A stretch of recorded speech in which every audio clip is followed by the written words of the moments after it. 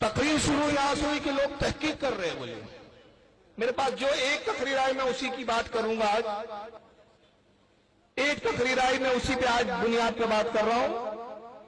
وہابی بولتے ہیں مگر سمجھتے نہیں.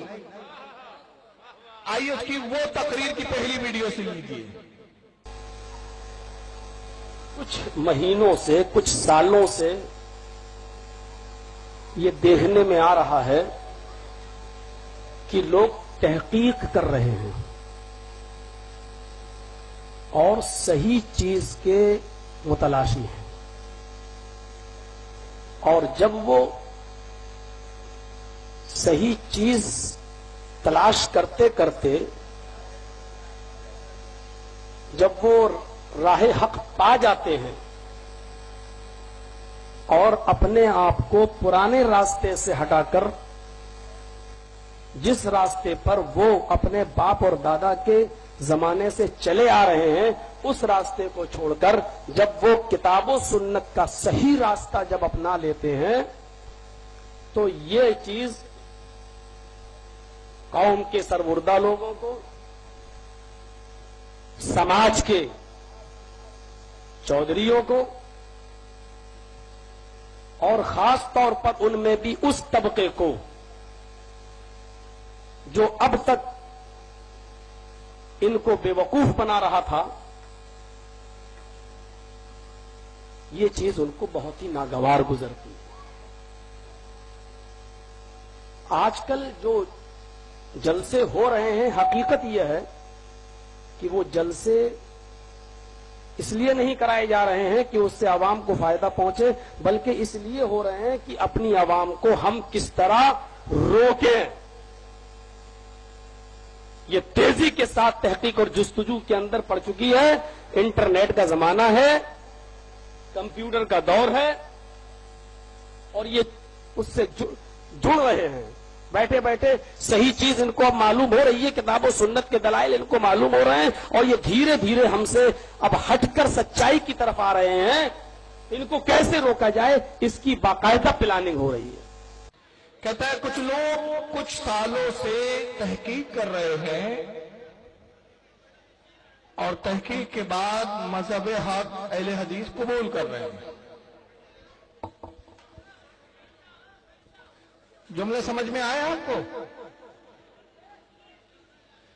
کچھ لوگ کچھ سالوں سے تحقیق کر رہے ہیں اور تحقیق کے بعد مذہب حق اہل حدیث قبول کر رہے ہیں. میں بھی تو یہ کہتا ہوں کہ لوگ بدل رہے ہیں. مطلب یہ ہوا کہ تم اور تمہارا فرقہ نیا ہے،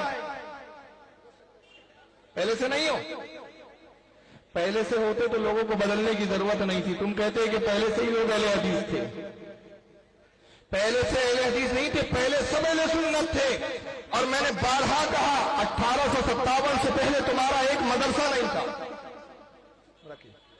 1857 سے پہلے تمہاری ایک مسجد نہیں تھی. 1857 سے پہلے تمہارا کوئی ایک مولوی نہیں تھا. 1857 سے پہلے تمہاری کوئی مدرسہ، مسجد، کوئی کتاب، کوئی تفسیر نظر ہی نہیں آتی تھی. ہم بھی تو یہ کہہ رہے کہ تم نیا فرقہ ہو. لوگ بدل رہے ہیں، مطلب حق چھوڑ کر فرقوں میں جا رہے ہیں، کیونکہ نبی نے کہا تھا 73 فرقے ہوں گے. ابھی تیرے بھی فرقے میں جا رہے ہیں. کچھ قادیانی ہو جا رہے ہیں، کچھ شیعہ کی طرف جا رہے ہیں. تو 73 ہوں گے، ٹینشن کیوں لے رہا ہے؟ اور جو لوگ قادیانی ہوتے ہیں وہ بھی یہی کہتے ہیں کہ صاحب ہم حق کی طرف آ گئے. مگر عقل مند آدمی جانتا ہے کہ حق کی طرف نہیں آئے، حق کو چھوڑ کر چلے گئے. اس لیے کہ جتنا پیچھے جاؤں گے، جتنا قدیم ہوگا، جتنے پیچھے جاؤں گے نبی سے قریب ہوتے جاؤں گے، اور جتنا آگے بڑھ کے نکلتے جاؤں گے اتنا نبی سے دور ہوتے جاؤں گے. تو پہلے تو اس نے قبول کیا کہ صاحب لوگ کنورٹ ہو رہے ہیں، بدل رہے ہیں. تو اس سے ہو رہا یہ ہے کہ کچھ لوگوں کو تکلیف ہو رہی ہے. معاف کرنا، ہمیں اس بات کی تکلیف نہیں ہو رہی کہ لوگ بدل رہے ہیں. ہمیں تکلیف اس لیے ہو رہی ہے کہ لوگ جہنم کی طرف جا رہے ہیں جنت کو چھوڑ کر. اور ہر مسلمان کو تکلیف ہونا چاہیے کہ جب وہ دیکھتا ہے کہ اس کا بھائی جنتی تھا مگر ابلیس نے وسوسے ڈالے، گمراہ کر دیا اور جہنم کی طرف ڈال دیا. جب جب فرقے بنیں گے، ہر سلیم اتباع، ہر سنی صحیح عقیدہ سچے مسلمان کو تکلیف ہوں گی. اور اس کے بعد پھر وسیلے پہ گفتگو کی صاحب جردی صاحب نے، اور وسیلے کے پھر انکار میں ساری لنترانی باتیں، ایک قرآن کی آیت کی بڑی وسیلے کے انکار کے لیے۔ اگر تیرا مذہب حق ہوتا تو تیرا بڑا بھائی جو ہے نا ذاکر نائک، اس نے کہا تھا 25 آیتیں قرآن میں وسیلہ لینا حرام ہے۔ The Quran says in no less than 25 places in Surah Baqarah and Surah Imran, several places that wasila shifa is haram. 25 places that wasila shifa is haram. 25 places. اس نے کیا کہا؟ قرآن میں کتنی آیتیں ہیں؟ 25 آیتیں ہیں جس سے ثابت ہوتا وسیلہ لینا حرام ہے۔ آج اس کو بھی تقریباً 4 سال 4.5 سال کا عرصہ ہو گیا۔ حافظ احسان صاحب شری لنکا والوں نے اس کو شری لنکا میں پکڑا، میں نے بامبے کی تقریروں میں باقاعدہ اس کے نام لے کے اس کو چیلنج کیے، اور بار بار اس کو ہم نے ریمائنڈ کیا کہ اگر تو حق پر ہے تو 25 آیتوں کی بات کرتا ہے، حق ہے تو ایک آیت سنا جس میں وسیلہ لینا حرام لکھا ہو۔ 4.5 سال ہو گئے، ایک آیت کا ایک آدھا حصہ بھی نہیں پڑھ سکا۔ ساری لندرانی باتیں، اگر تیرے مذہب میں حقانیت ہوتی تو وسیلے کے انکار پر تو قرآن کی ایک آیت پڑھ کے سناتا۔ ادھر ادھر کی ہاک رہا ہے، انہی ہاکنے میں کیا اس نے ہاکا؟ آئیے ذرا یہ اس کی ویڈیو کلپ سن لیجیے۔ وسیلہ کہتے کس کو؟ مثالیں دیکھے ہوگے ہمارے بھائیوں کی، چھت پہ چڑھنا ہو تو سیڑھی کی ضرورت پڑتی ہے، جھوٹ بولتے ہو۔ چھت پہ جانا ہو تو سیڑھی کو چھوڑنا ہی پڑتا ہے، دیکھ لو۔ یہ 10 سیڑھی ہے، چھت ہے اوپر، پہلی سیڑھی پہ ہم نے قدم رکھا پہنچ گئے؟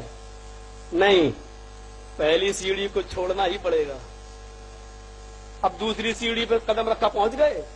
نہیں، دوسری کو چھوڑنا ہی پڑے گا۔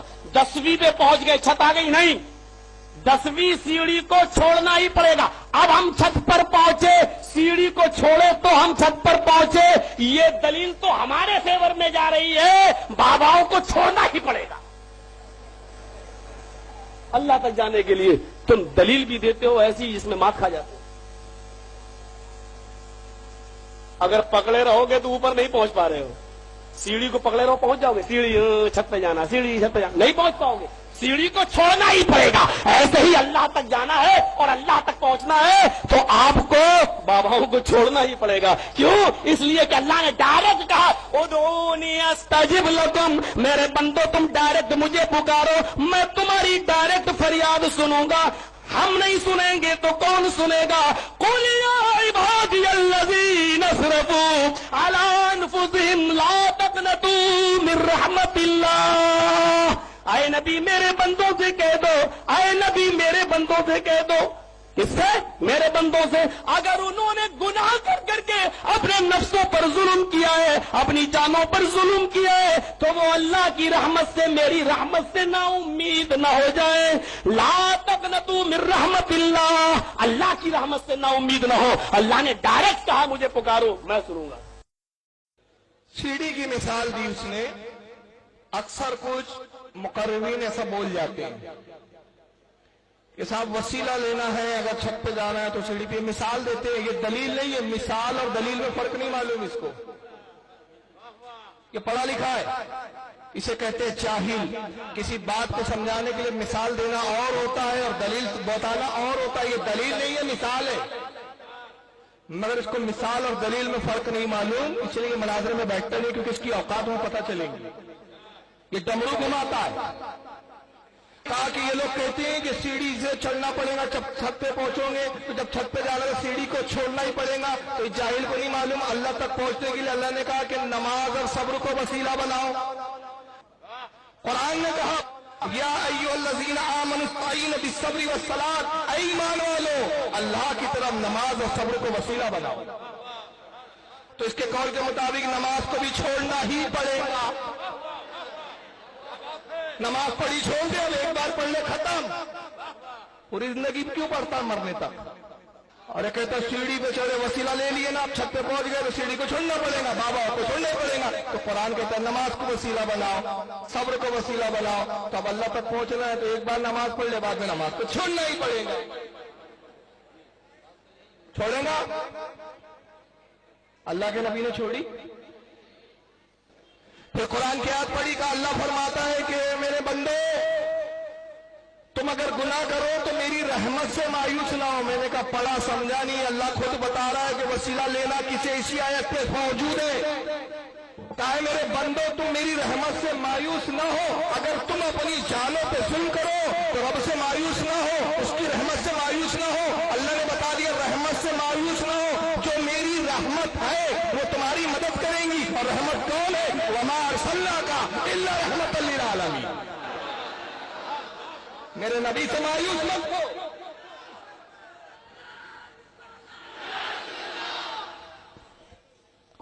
بول رہا ہے لیکن سمجھ رہے نہیں, کیونکہ قرآن کی ایک آیت دوسری آیت کی تشریح ہوتی ہے. ورنہ یہ درجی بولے گا نہیں اللہ کی رحمت الگ ہے, رسول کی رحمت الگ ہے, رسول کا رحمت ہونا الگ ہے. تو تیرے فتوے کے مطابق رسول کی رحمت سے مایوس ہو جاؤ اور اللہ کی رحمت سے امید لگاؤ. تو قرآن کا منکر ہوا. تیری عادت پھر ان منافقوں کی ہو گئی جن کے بارے میں قرآن نے کہا ایک آیت کو مانتے ہو ایک کا انکار کرتے ہو. اور قرآن نے کہا اللہ فرماتا جب تم اپنی جانوں پہ ظلم کرو, وہی آیت پڑھی نا اس نے, تو رحمت سے مایوس نہ ہو. تو میری رحمت کون ہے؟ رسول ہے, اور رسول سے مایوس نہ ہو. وَلَوْ أَنَّهُمْ إِذْ ظَلَمُوا أَنفُسَهُمْ جَاءُوكَ, اگر تم اپنے جانوں پہ ظلم کرو میرے نبی کی بارگاہ میں آ جاؤ. یہی تو قرآن میں. اور آ کر کیا کرو؟ اور تم اللہ سے پھر استغفار کرو میرے نبی کی بارگاہ میں آ کر. اور میرا نبی اگر تمہارا وسیلہ بن جائے, تمہارے لیے شفاعت کے لیے ہاتھوں کو بلند کر دے, لَوَجَدُ اللَّهَ تَوَّابًا رَحِيمًا, تو تم اللہ کو سب سے زیادہ توبہ قبول کرنے والا پاؤ. اور میرے محبوب سے مایوس کرنا تو میرے محبوب کے علاوہ اور کون ذات ہے جو تمہاری بخشش کروا سکے؟ ارے جب میں خدا ہو کے قرآن دیتا ہوں تو اپنے محبوب کو درمیان میں رکھتا ہوں. میں جب اپنا کلام تم تک پہنچاتا ہوں تو درمیان میں نبی ہوتا ہے. ارے جب میں اپنا تعارف کراتا ہوں تو درمیان میں میرا نبی ہوتا ہے. میں یہ نہیں کہتا میں اللہ ہوں, بلکہ اپنے تعارف میں کہتا ہوں قل هو اللہ احد. اے محبوب اے حبیب تو بتا دے کہ اللہ ہی ہے.